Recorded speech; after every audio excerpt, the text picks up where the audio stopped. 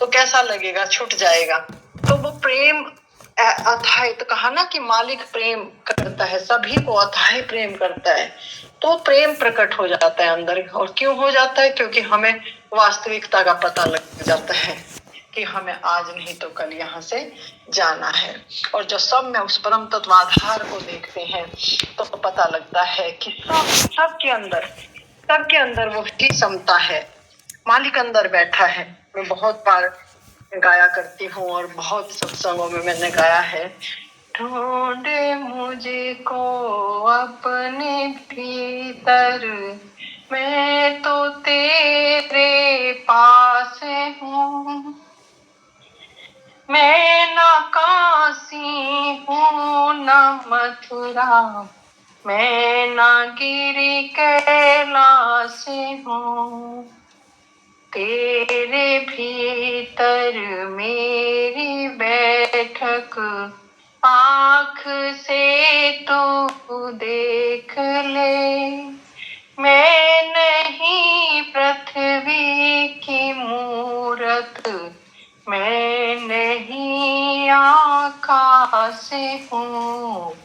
ढूंढ मुझको अपने भीतर, मैं तो तेरे पास हूँ।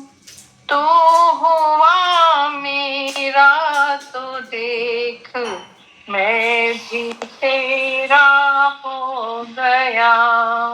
कर भरोसा मेरा, मैं ही तेरी सच्ची आस हूँ। ढूंढ मुझको अपने भीतर, मैं तो तेरे पास हूँ।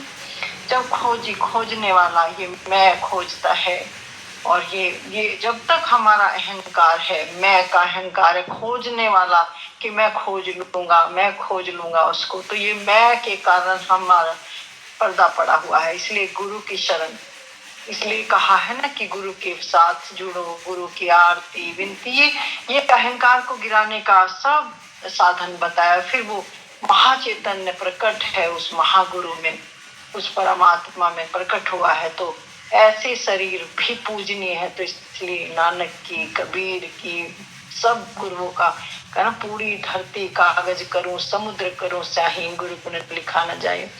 मेरी सतगुरु ने पकड़ी बाह, नहीं तो मैं रह जाती। सच में अगर मुझे सतगुरु ना मिलते, सच्ची राह दिखाने वाले ना मिलते, तो आज मैं भटक जाती और फिर वही जन्म मरण के फेरे में आती। तो जब हमें पता लगता है कि अब ना मेरी जन्म है, ना मृत्यु है, ना गर्भ में आना है, तो संचित जल के भस्म हो जाते हैं। जैसे कूड़े में एक माचिस की तिल्ली से स्वाहा हो जाता है पूरे संचित कर्म।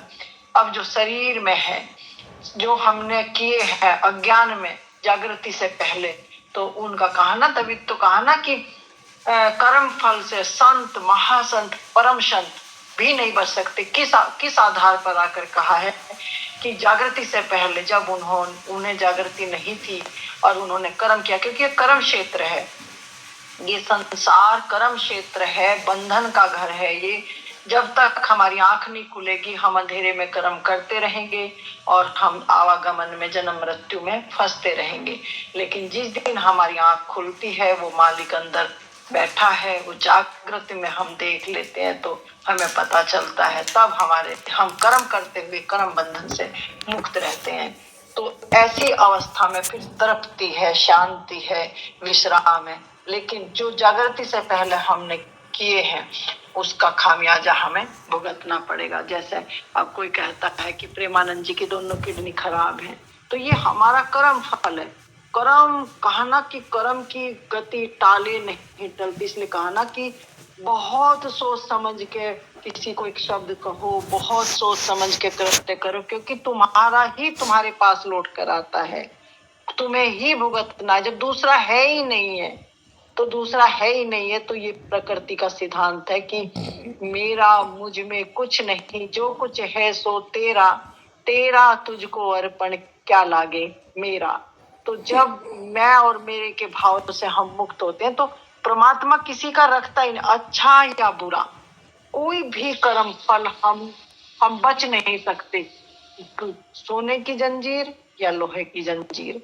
उसके बाद है निष्कर्म, कर्म करते हुए कर्म बंधन से मुक्त रहना। ये अवस्था इंसान के भीतर है, जैसा मालिक के अंदर है। तो जब मालिक तो स्वतंत्र है, मालिक को कोई वहां नियम और कानून काम नहीं करते। जैसे अगर हम यहाँ कोई गुनाह कर दें तो पाकिस्तान की पुलिस हमें सजा नहीं दे सकती, भाग के चले जाएं। ऐसे ही दूसरे देश के सबके कानून है, लेकिन उस मालिक का कानून है कि यहाँ पृथ्वी का कानून वहां काम नहीं करता। यदि किसी ने एक बार अपने भीतर उस मालिक में डूब गया और उस मालिक का दर्शन कर लिया, फिर तुम सब नियम कानून से बाहर होकर कर्म बंधन से मुक्त हो जाते हैं। और यही जागृति है, यही जागृति और यही संदेश देते हैं कि वो मालिक भीतर है, भीतर है। भीतर के पट खोल तो है पिया मिलेंगे। तो पिया हमारा वो प्रीतम अंदर बैठा है। और जब मिलन हो जाता है तो हमें पता लगता है कि वाह, वो तो मेरे पास कहा ना, पास से भी पास है। आंख आंख को नहीं देख सकती, इसलिए दूरी है। और हम मन बुद्धि से, देखो ना कितने लोग मन बुद्धि से लगे हुए ना। नानक कह रहे कि कोटन में कोई कोटि एक अधिकारी होता है। क्यों होता है? क्योंकि अपने भीतर नहीं देखता। वो बहुत पास है, प्राण से भी पहले है, तुम्हारे बोलने तुम्हारे देखने से भी पहले है। तो लेकिन हम वही बात है कि आंख आंख को नहीं देख सकती। शीशा अपनी ही सूरत दिखाता है। तो जब भी मिलेगा वो भीतर मिलेगा, बाहर नहीं। तो जिसने जाना एकांत मौन में भीतर जाना, और बाहर उसको फिर गाया। और गाया कैसे? कि वो तुम्हारे भीतर, ऐसे नहीं कहा कि वो बाहर है, से कहा है वो तुम्हारे भीतर है। मैंने जाना है, मुझे मालिक का दर्शन अंदर हुआ है। तो आप भी वही, आप में सामर्थ्य है, आप भी अपने जीवन को धन्य कर सकते हैं। तृप्ति और विश्राम जहां नहीं कहीं आना ना जाना, आपे में आप समाना। बस यही है अंतिम बात कि खुदा में खुद को समा के निश्चिंत हो जाओ, जैसे माँ की गोद में बच्चा। तो फिर कोई भय नहीं, फिर कर्म करो हंसते हंसते। जीवन खिल जाता है एक फूल की तरह। अब कुछ बचा ही नहीं है। बीज बना, बीज से फिर अंकुरित हुआ, पौधा बना, पौधे से वृक्ष बना, वृक्ष बनने के बाद फल से लदा, फिर वापस बीज में कन्वर्ट होगा। यही जीवन की प्रक्रिया है। हम कर्म को जाने, प्रकृति को जाने, सब में वही है। और जब देख पाएंगे हम, जब अपने भीतर उस परम तक कहा ना, अंश रूप में मालिक हमारे अंदर मौजूद है। लेकिन क्यों नहीं दिखता हमें बाहर? क्यों दिखता है कि आम का पेड़ है, ज्योति माँ है, राजेश है, गुरमीत माता है? क्यों हम अलग देखते हैं? तो ये अलग का भेद हमें अहंकार की दृष्टि है। लेकिन जब एक दृष्टि हो जाए, हम भीतर का देख लें, और भीतर का कब, जब मेरे भीतर दिखेगा तभी तो सबके भीतर दिखेगा। तब आम के वृक्ष में भी वही दिखेगा, सूरज में वही दिखेगा, चांद में, सितारे में, गुरमीत माता जी में, राजेश में, नानक में, सब में एक कहना, एक ज्योति में सब जग समाया। और जिसने भीतर देख लिया, फिर उसका कोई द्वंद नहीं बचा, कोई शंका नहीं बची, कोई प्रश्न ही नहीं बचा, कोई उत्तर की आवश्यकता ही नहीं, क्योंकि वो एक है, वो एक सभी में है। इसलिए ओशो भी बार बार कहते हैं, आपके भीतर बैठे उस परम तत्व आधार को मेरा प्रणाम। किसको प्रणाम करें? उस परम तत्व आधार को, जो सबका आधार है, जो संयुक्त है, जो जुड़ा हुआ है, जहां भेद नहीं है, अभेद दृष्टि, उसको कहते हैं मेरा प्रणाम स्वीकार करें। कि तो देखो इशारा कर रहे हैं वो। फिर कहते हैं कि रजनीश ओशो भगवान, उन्होंने अपने को, ये उनकी करुणा थी बहुत ज्यादा कि तुम्हारे भीतर, उन्होंने जीव को भगवान नहीं कहा, उन्होंने कहा तुम्हारे भीतर भगवान बैठा है। देखो मैं भगवान हूं, तो तुम भी भगवान। कहीं अटक नहीं जाना, कहीं फंस नहीं जाना, तुम भीतर खोज करना। और उन्होंने 126 विधियां दी कि तुम ध्यान में, ताकि तुम्हारा द्वार खुले। जैसे कमरा बंद है, मैं कैसे बताऊं, कहना उस देश की बत्तियां जहां होते नहीं दिन और रतियां। तो उन्होंने कहा द्वार ये अंदर खुले, धक्का लगे किसी तरह, जैसे गर्भ में बच्चा है तो माँ को कहते हैं कि भाई बहुत 9 महीने के बाद बच्चे को बाहर फेंक देती है। इसी तरह से हमारे भीतर अपो दीपो भव, वो ध्यान का दिया घटता है, वो ज्योत जगमग अंदर जगमगा रही है। तो उस ज्योत से जुड़ के, उस रोशनी से जुड़ के, उस परम से जुड़ के उस डोर को पकड़ के हम उस मालिक तक पहुंच सकते हैं। तो वो ज्योति आपके अंदर जली हुई है, वो आधार आपके अंदर है, वो मालिक बूंद रूप में आपके अंदर, कहा ना, बूंद समानी सागर में ताते काल ना खाए। अब बूंद जो मेरे अंदर थी, जो मालिक से मिलन हुआ, अब मेरे अंदर समा गई। अब उस काल और माया के देश से मैं सदा सदा के लिए छूट गया। अब मुझे यहाँ की हवा छू नहीं सकती, मैं मालिक की गोद में चला गया। तो यही रहस्य है। और जब तक हम अपने भीतर खोज नहीं करेंगे, हमारे प्रश्न बने रहेंगे, हम एक दूसरे को दोष देते रहेंगे, हम ज्ञानी बनेंगे, ध्यानी बनेंगे, पता नहीं हम क्या क्या बने, लेकिन जब तक बनना है तब तक वो बहुत दूर है। क्योंकि मुझ में और तुझ में कोई भेद ही नहीं है, इसलिए सिर नीवा हो जाता है सबके चरणों में, क्योंकि मेरा मालिक सभी में बैठा है। मेरा मालिक से कोई वंचित नहीं है। बस इतनी बात है कि किसी का मिलन हुआ है, किसी का मिलन नहीं हुआ है, कोई चल रहा है, कोई मुसाफिर है और कोई अपनी मंजिल पर पहुंच गया है। बस इन्हीं शब्दों के साथ मैं अपनी वाणी को विराम दूंगी। सबके चरणों में मेरा कोटि कोटि प्रणाम। सबका जीवन मंगलमय हो। वंदन माता जी, प्रणाम प्रणाम। माता जी, थोड़े से दो विचार मैं आपके चरणों में पेश कर रहा हूँ। प्रेम। जी कल्याण बाबा। प्रेम है जहाँ जैसे मेरी और आपकी आत्मा की का मिलन हो गया, जैसे जहाँ सभी लोग बैठे हुए हैं, हमारा प्रेम है। इस आत्मा का मिलन हो गया। जब आत्मा का मिलन हो जाता है, फिर गुण दोष खत्म हो जाते हैं। फिर आत्मा ही परमात्मा है, कोई अलग है ही नहीं। वही सबके अंदर बैठा हुआ है। जब आत्माओं का मिलन हो जाता है, जो परमात्मा का मिलन हो गया, फिर हमारे गुण और दोष से हम अलग हो जाते, दूर हो जाए। हम उसके गुण और दोषों को नहीं देखता प्रेमी, क्योंकि केवल आत्मा का मिलन हो गया। और आत्मा का मिलन जब ही होता है जब दोनों आत्माओं के तार एक दूसरे से मिल जाते हैं, निर्लेप हो जाते हैं। हम निर्लेप हो गए।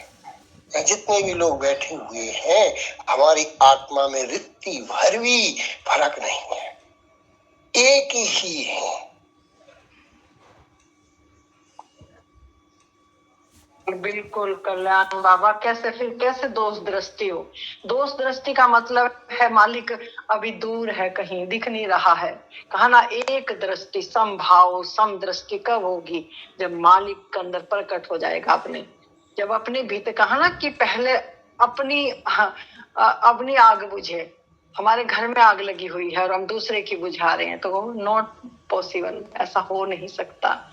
तो पहले जब अपने अंदर देख लिया, तब देख लिया, अरे ये तो सभी के अंदर है, ये तो एक ही है। तो कैसा आश्चर्य होगा। फूल में, पौधे में, चांद में, सितारे में, ये भिन्नता के कारण ही तो हम ज्ञानी और अज्ञानी बने हैं। लेकिन जहां संयुक्तता का बोध है, समग्र में एक है, वहां फिर अभेद दृष्टि, निर्लेप। तो फिर झुकता है। वो क्यों झुकता है? क्योंकि उसको मालिक दिखता है, उसको परम दिखता है। तो वो नीवा देखा नहीं, बुद्ध पुरुष गले लग जाते हैं, एक शब्द भी नहीं बोलते। जब जागृति हो गई, प्रेमानंद महाराज जी के पास इतने बड़े बड़े जागृत पुरुष आ रहे हैं और नीवे होकर चरणों में बैठ जा रहे। क्यों बैठ जा रहे? क्योंकि वो नीवे हो गए, बिल्कुल धरती पर बैठ गए, चरणों में बैठ गए। क्योंकि वो मालिक का इतना प्रेम प्रकट हो गया कि भूल गए अपने आप को। क्योंकि ज्ञान अज्ञान तो है ही नहीं है, प्रेम प्रकट हुआ है। प्रेम जब प्रकट हुआ है तो झुकने के अलावा कोई रास्ता ही नहीं। अगर तुम्हारा सिर नहीं झुक रहा, तो इसका मतलब अभी बहुत तुम जान रहे हो कि मैंने जान लिया है, मैं पहचानता नहीं। जिस दिन पहचान लोगे, उस दिन तो आंसुओं से आंखें भरी रहेंगी और टकटकिया, जहां भी दृष्टि टिक जाएगी, टकटकी हटेगी ही नहीं, आंखें पत्थर की हो जाएंगी आपकी, देखते रहोगे मालिक के दर। क्योंकि वो इतना प्रेम है अंदर, इतना करुणामय है कि मतलब दृष्टि आपकी थम जाएगी, रुक जाएगी। क्योंकि वो परमात्मा अभेद है, ठहरा हुआ है। और जब हमारा ठहरा हुआ मन, यानी अब मन नहीं है, हलचल नहीं है, तो फिर क्या होगा? सभी को इतना आनंद होता है, सबका चेहरा देख के, खिल जाता है कि अरे मेरा मालिक इसमें भी है, यहाँ भी है, यहाँ भी है। तो 24 घंटे दिन और रात अंदर और बाहर वो मालिक में डूबा रहता है। मालिक के डूबने के अलावा कुछ बचता ही नहीं। तभी तो कहते हो कि पानी में मीन प्यासी मुझे सुनावे हांसी। मछली तड़पती है पानी में, क्योंकि वो सीधी होके पानी नहीं पी सकती। मछली का यही बात है, वो कभी भी सीधा होकर पानी नहीं पी सकती, लेकिन तड़पती है। जब तड़पती है, मरती है, तो वो उलट जाती है, और जब उलट जाती है तो पानी की बूंद उसके अंदर चली जाती है। वो तड़प और शांति उसे आ जाता है। वो सोचती है कि पानी पता नहीं कहाँ से आया, समझ ही नहीं पाती। इसी तरह से मनुष्य भी बाहर बाहर बाहर बाहर ढूंढ रहा है, लेकिन जैसे ही उलटता है वो अपनी तरफ, तो उसे धीरे धीरे शांति विश्राम आने लगता है, और वो अपनी उस अवस्था को पा लेता है जिसके लिए मनुष्य जन्म मिला है। तो घूंघट के पट खोल तो ही पिया मिलेंगे। वो पिया अंदर बैठा है, वो बाहर नहीं है। जिसने अंदर देख लिया उसने समग्र सृष्टि में उसका दर्शन कर लिया। वो अभेद दृष्टि को उपलब्ध हुआ। कोई भेद नहीं है, कोई भेद नहीं है। मुझ में तुझ में रत्ती भर अंतर नहीं है। वो प्यारा कहा ना, कण कण में परमात्मा है। तो वो उन्होंने कहा है जिन्होंने अपने अंदर देखा है कण कण में परमात्मा, तो उन्होंने कहा है कि एक घास के तिनके में भी परमात्मा को देखता है, वो एक चींटी में। तभी कहा ना, प्रकृति में सबका अधिकार उतना ही है जितना मेरा। तो वो फिर किसी को नहीं छेड़ता। एक मतलब एक धागे को भी नहीं छेड़ता वो घास के, क्योंकि उसको पता है कि उसमें जीवंतता जो धार आ रही है, वो अंश रूप में जो आ रही है, वो मेरा मालिक है। तो सबको जीना, जियो और जीने दो। मनुष्यता ही सर्वोपरि धर्म है, और कोई धर्म नहीं है। तो मनुष्यता का जन्म होता है, क्योंकि वो सबको इतना ही अधिकार देकर स्वतंत्र कर देता है कि नहीं, मेरा जो मुझे यहाँ मालिक ने इस प्रकृति, इस परमात्मा के रहस्य में संसार में भेजा, तो सभी यहाँ विचरण करने आए हैं, और एक समय सीमा के अंदर सभी को यहाँ से जाना है। चाहे पशु हो, पक्षी हो, पेड़ हो, पौधे हो, सब उसमें समा जाएंगे और फिर प्रकट हो जाएंगे जैसे जैसे कर्म का सिद्धांत आएगा। तो यही रहस्य, इस रहस्य को समझकर हमें अपने भीतर खोज करनी है, बाहर नहीं है। कल्याण बाबा, बहुत शुक्रिया, और सभी का बहुत मेरा प्रेम सभी को। प्रणाम प्रणाम माता जी, प्रणाम चरण वंदन। यशपाल भैया प्रणाम स्वीकार करें। यशपाल भैया, ज्योति बहन जी, आप बात कंटिन्यू करें, मैं सुन। आप कहती हैं और मैं डूब जाती हूँ। बस एक ही लाइन इसके लिए आती है आपकी तरफ से कि तुम अगर साथ देने का वादा करो, मैं यूं ही मस्त नगमे सुनाता रहूं, सुनाते रहिए, मैं सुनती रहूं। मेरा रोम रोम खड़ा हो गया ये एक सब सुनते ही, क्योंकि उसपे इतना प्रेम है। प्रेम ज्योति माँ, वास्तविकता यही है। अगर वाकई प्रेम प्रकट हुआ है तो पहुंच जाएगा। मैं रियल बता रही हूँ, मेरा रोम रोम खड़ा हो गया इस बोल से। तो प्रेम तो अद्भुत है, प्रेम की तरंगे तो जोड़ देगी। मैंने तो यही जाना, इतना ज्ञान ध्यान सब करने के बाद इतना ही जाना कि अंतिम तो प्रेम ही है।